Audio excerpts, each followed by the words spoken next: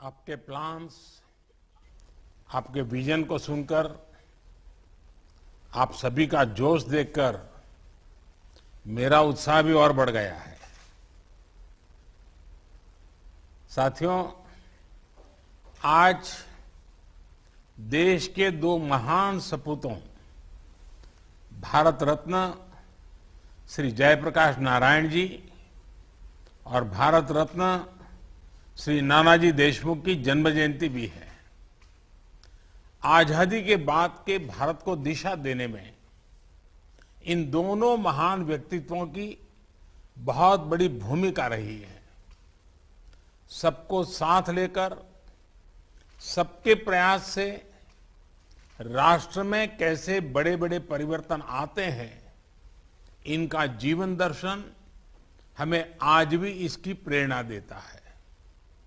मैं जयप्रकाश नारायण जी और नानाजी देशमुख जी को नमन करता हूं, अपनी श्रद्धांजलि देता हूं। साथियों, 21वीं सदी का भारत आज जिस अप्रोच के साथ आगे बढ़ रहा है, जो रिफॉर्म्स कर रहा है, उसका आधार है भारत के सामर्थ्य पर अटूट विश्वास।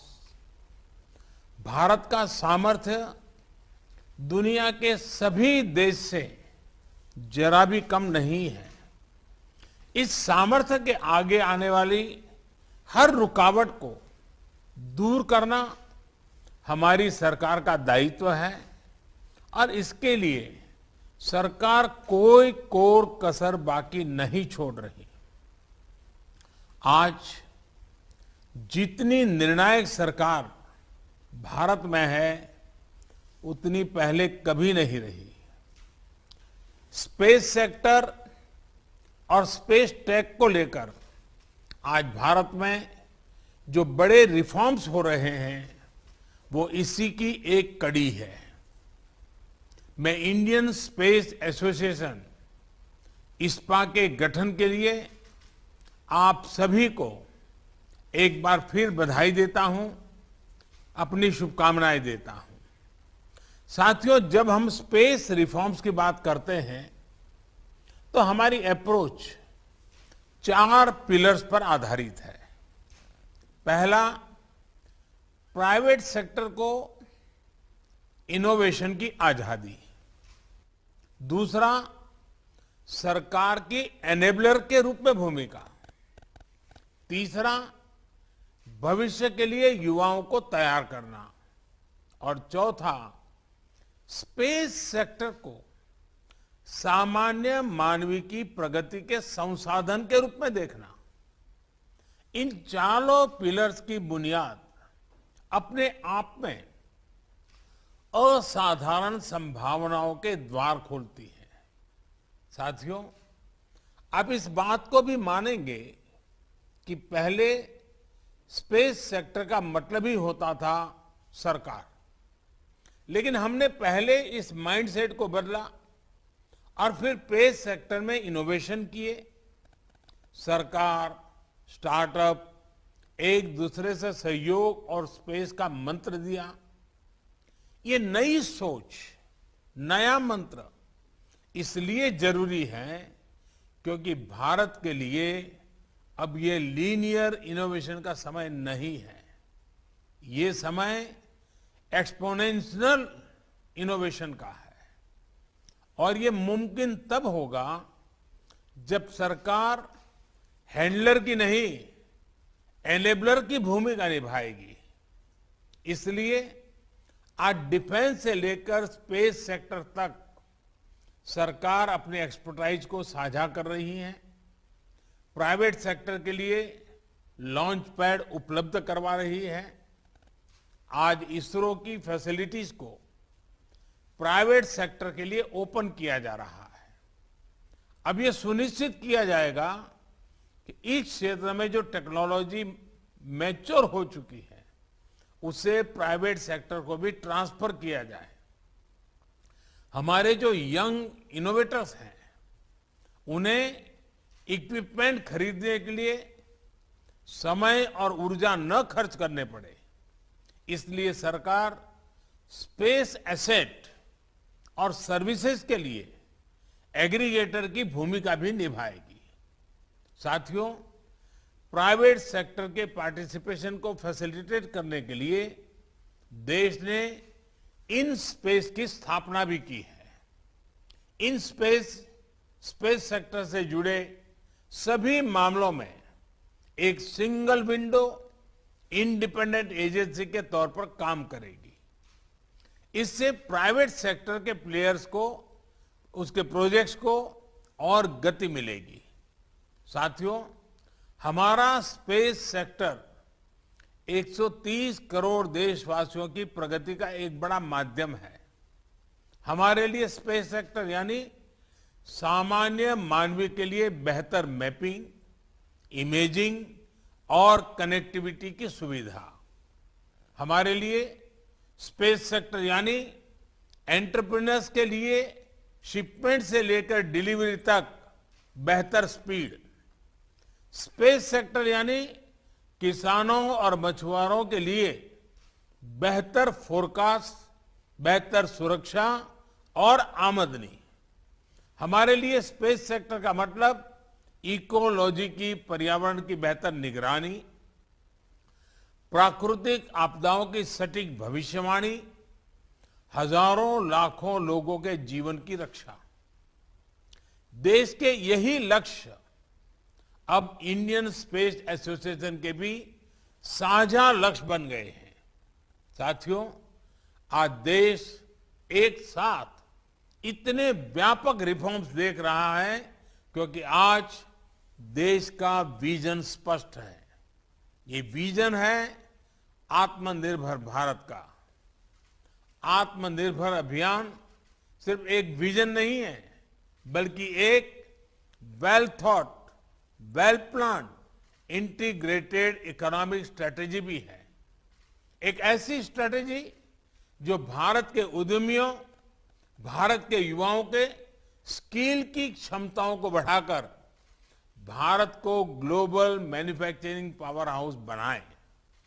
एक ऐसी स्ट्रेटेजी जो भारत के टेक्नोलॉजिकल एक्सपर्टीज को आधार बनाकर भारत को इनोवेशंस का ग्लोबल सेंटर बनाए।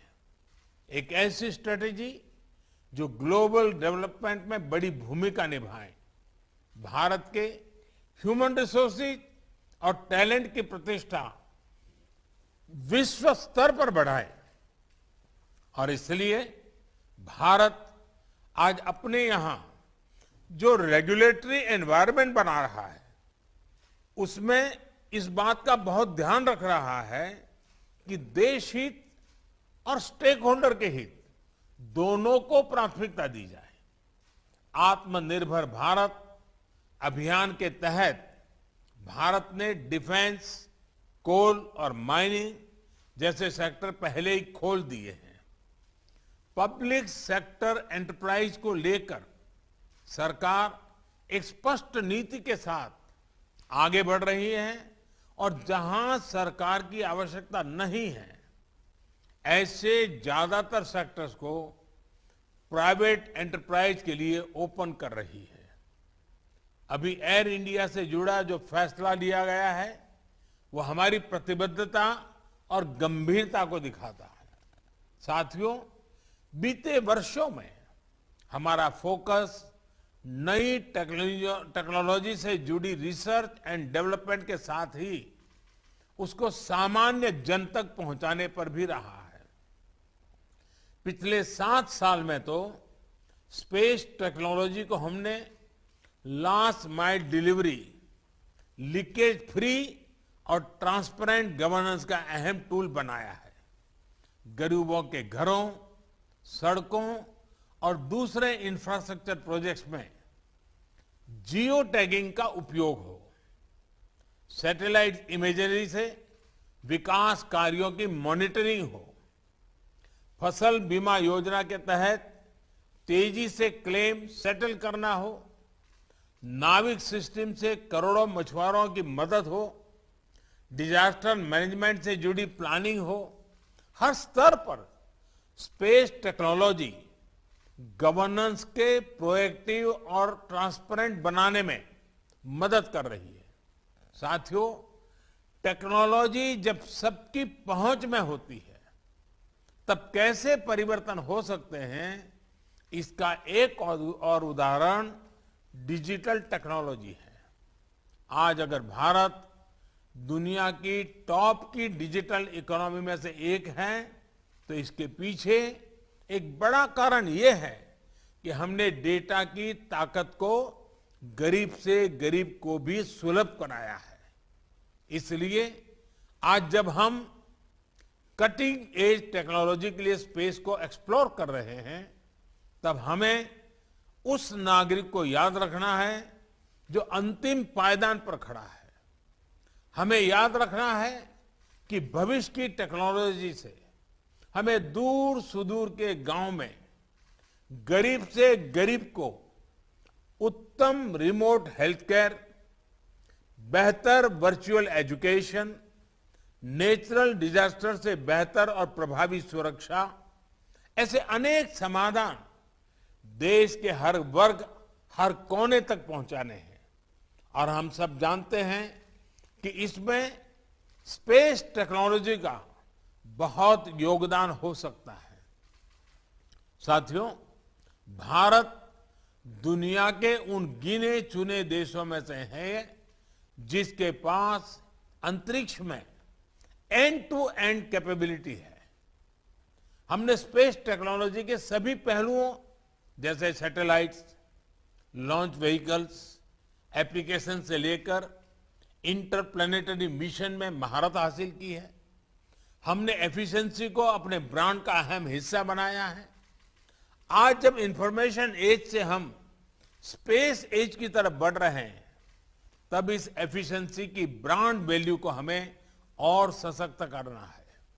स्पेस एक्सप्लोरेशन की प्रोसेस हो या फिर स्पेस टेक्नोलॉजी की एप्लीकेशन, एफिशिएंसी और अफोर्डेबिलिटी को हमें निरंतर प्रमोट करना है। अपनी ताकत से जब हम आगे बढ़ेंगे तो ग्लोबल स्पेस सेक्टर में हमारी हिस्सेदारी का बढ़ना तय है।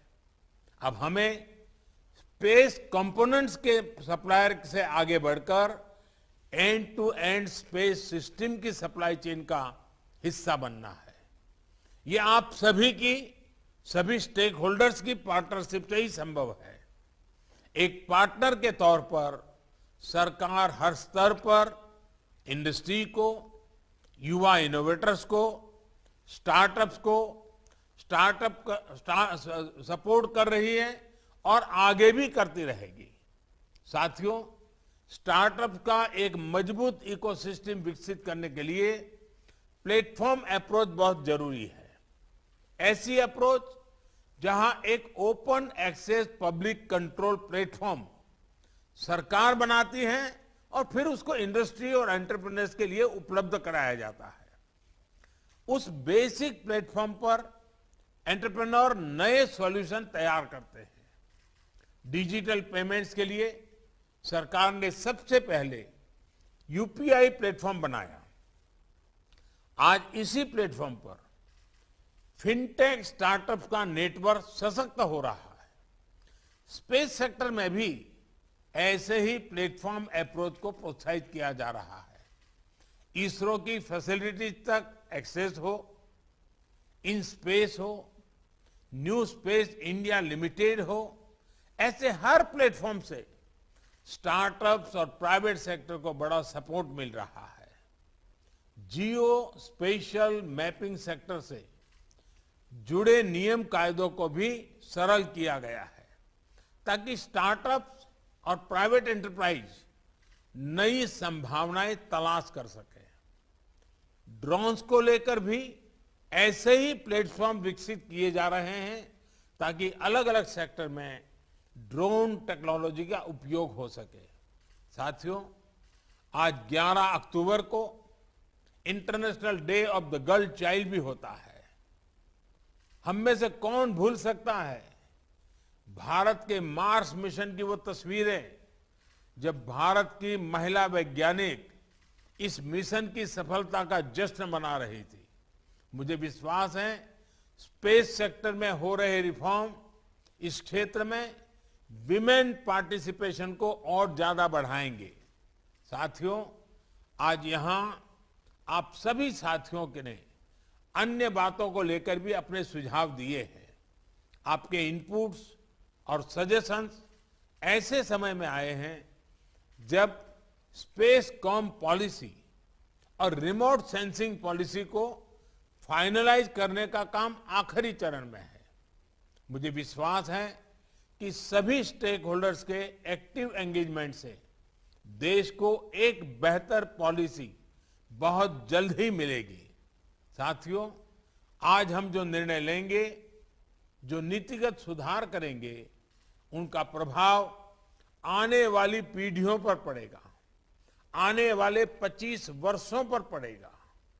हमने देखा है कि 20वीं सदी में स्पेस और स्पेस पर राज करने की प्रवृत्ति ने दुनिया के देशों को किस तरह विभाजित किया। अब 21वीं सदी में स्पेस दुनिया को जोड़ने में, यूनाइट करने में अहम भूमिका निभाए, ये भारत को सुनिश्चित करना होगा। जब भारत अपनी आजादी के 100 वर्ष मनाएगा तो भारत जिस ऊंचाई पर होगा उसमें आप सभी का, हम सभी का योगदान महत्वपूर्ण होगा। इस एहसास, इस दायित्व बोध, सेंस ऑफ रिस्पॉन्सिबिलिटी के साथ ही हमें आगे बढ़ना है।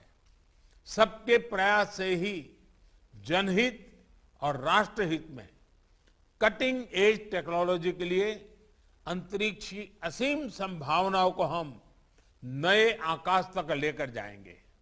इसी विश्वास के साथ आपको बहुत बहुत शुभकामनाएं। धन्यवाद।